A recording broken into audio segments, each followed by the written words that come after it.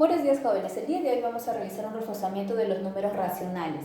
Bien, tenemos el siguiente ejemplo en el cual ustedes me van a acompañar.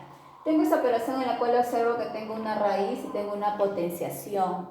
¿Qué es lo primero que debo realizar? También tengo una multiplicación, una resta y también tengo una suma. Si yo observo este ejercicio, tiene muchas operaciones. ¿Qué es lo primero que tengo que realizar? Pues bien, el orden es el siguiente. Primero opero la operación de potencia, luego la radicación, posteriormente tengo que hacer la multiplicación o la división y luego la suma o la resta.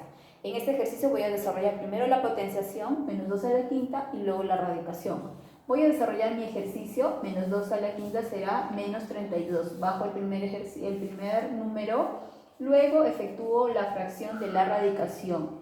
Bajo o opero la raíz cuadrada de 256, sería 16.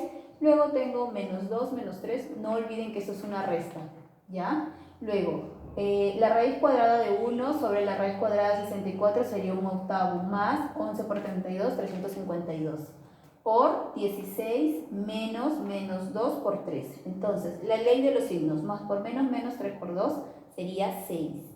Sigo observando acá y ya observo que tengo una multiplicación. Voy a operar esta operación. 16 por 1 entre 8 sería 2, porque 8 por 2 es 16. Entonces, bajo 11 por 32 por 11, 352, más 2, menos 3 por 2, 6. Bajo el signo, más por menos, aquí. Menos por menos sería más, entonces tengo 6.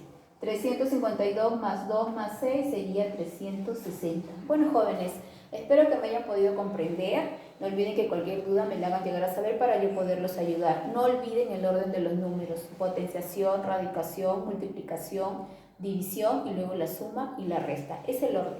Bueno, jóvenes, que tengan un buen día. Gracias.